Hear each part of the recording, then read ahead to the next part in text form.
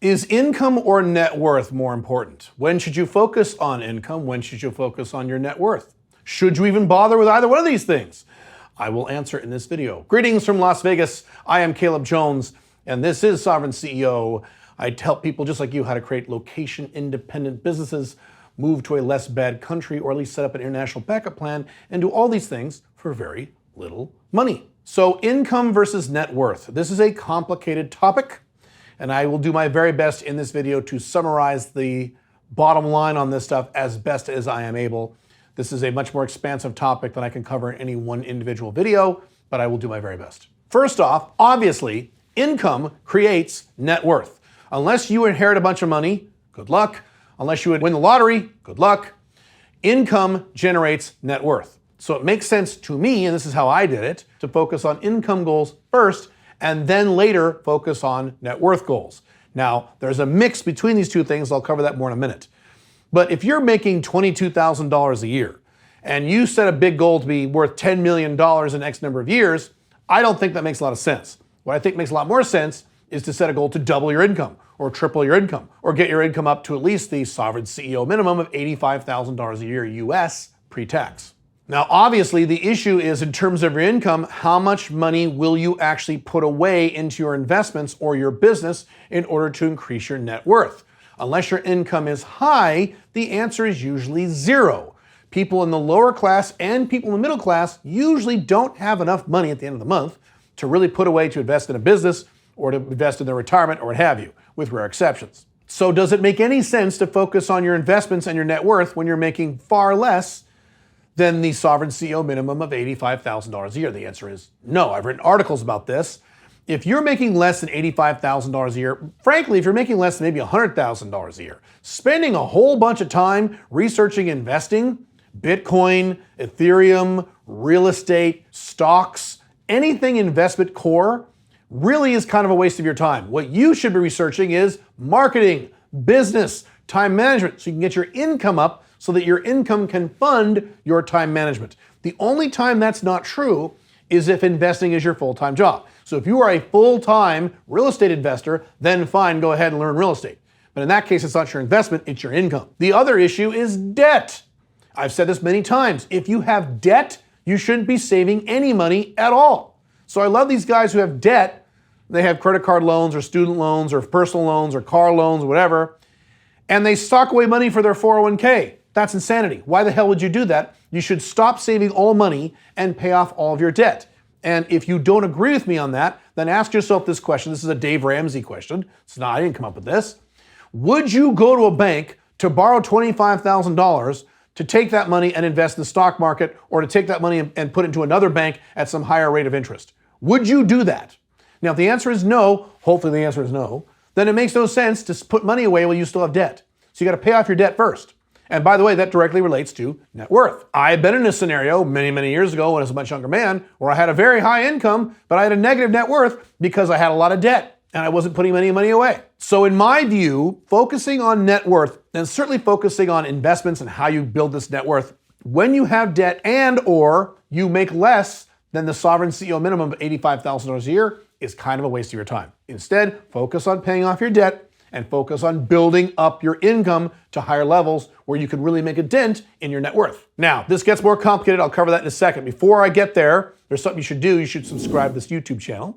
You should click the notification bell, leave a like on this video, and leave a comment on this video. It doesn't really matter what you say. The more algorithm-friendly activity I get on this content, the more of this content I will provide for you for free, so you're just helping yourself. Now, once you are focused on income and you start making decent money, you have a decision to make, and it's a hard decision. Do you focus on lifestyle or do you focus on net worth? Because usually, unless you're making a lot of money, you can only focus on one at a time. So do you want that cool car? Do you want that cool apartment? Do you want to travel a lot? Or do you want to have none of those things and sock a bunch of money away into your net worth so you can build your net worth over time? Now, I know what your answer is going to be. Your answer is going to be, well, I would do both. I would do both. I would make a lot of money and I'd live in a really cool house and live it up and I'd put a lot of money away. Focusing on both at the same time is very complicated. And it is far beyond the scope of this video for me to get into details about that. But you need to be making at least a high six-figure income, if not a 7 or 8 figure income, to get to the point where you can actually do both. You can live a very high lifestyle while putting lots of money away every month into your investments. That's very complicated, and it's probably not doable unless you make the big money. Most of you watch this video probably don't make that big money, so that means at your current stage, you need to focus on where does that money go? Does it go into lifestyle, living a kick-ass life, or you can live like a bum for a little while and sock money away? I know which one I would choose. I would sock money away, but that's me. By the way, the best way to make income is through your own location-independent business, and I have a course that shows you exactly how to set up your own location-independent business, even if you've never started a business before in your life. It's at locationibusiness.com. This is my primary course on how to set up your own location-independent income. I suggest you check it out. It's pretty awesome. Now, here's the bottom line problem at any level, regardless of where you are, of focusing on net worth as a goal. And I've mentioned this before in my blogs. When you say, I want to be worth $3 million or $10 million or $50 million or even $500,000, whatever your goals are, it leaves out a lot of critical information. Is this money liquid? Is it not liquid? Can you access it quickly? What is the return on investment you're getting? How much money is this actually earning you per year? Are you making 5% on this a year? Are you making 22% on this a year? Are you making 50% on this? What are you actually earning?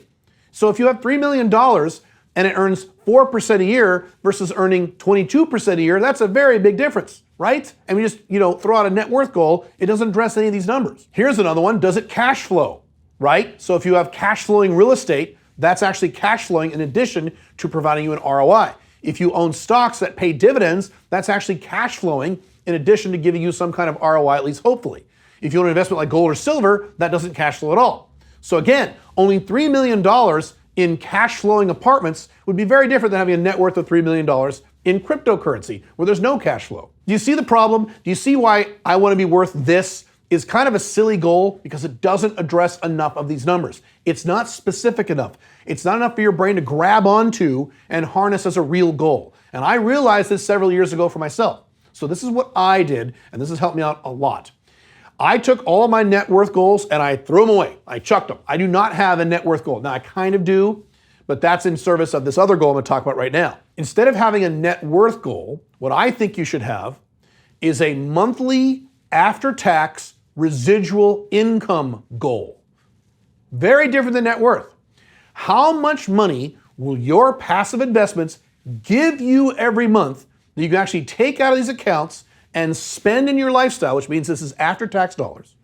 How much is that per month? Figure that out. Get that number. Now, once you have that number, you are forced to figure out all the details. Well, how much of an ROI will I need? What kind of return on investment? What kind of cap rate will I need? How much will I have to invest if the cap rate is 12% versus 5% or 22%? It forces you to figure out a real plan to get to that number. Because why else have a net worth? Do you want a net worth that just sits there and then you die and you give it to your kids? Is that what you want a net worth? No, the purpose of net worth is to get to the point where if you don't want to work anymore, you don't have to. Or if something medically occurs to you when you're old, you're okay because your investments pay your bills for you. This is classic residual income 101 from Robert Kiyosaki's books. How much money do you want to make 100% passive from your investments after taxes? So you got to factor in capital gains taxes in there, unless you live somewhere cool like Dubai, we don't have to worry about these things. And figure that out. Now, let me throw one more monkey wrench into this. This is, again, a topic that's outside the scope of this video. See why this is a complicated topic? There is 100% passive income and there's partially passive income. There are levels, there are ranges of what passive income is. It's not just passive or not. Some income is 100% passive. So if you have investments, if you own an annuity or something or a bond that pays you 4% a year, that is 100% passive income. You don't need to do anything for that.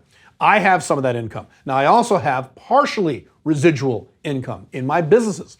For example, if I decided to retire tomorrow morning and go to the beach and stop doing any work, stop responding to emails, stop doing everything, would my income immediately go to zero? No. My income would remain pretty strong for a long time because of the nature of my business. The fact that I sell high margin products and services that don't require my personal time, and my presence would still be on the internet, so I would still generate income. Now, over time, that income would decline. If I stopped doing YouTube videos and TikTok videos and stopped being involved in my audience, over time, and it would take a while, but over time, that income would start to decline.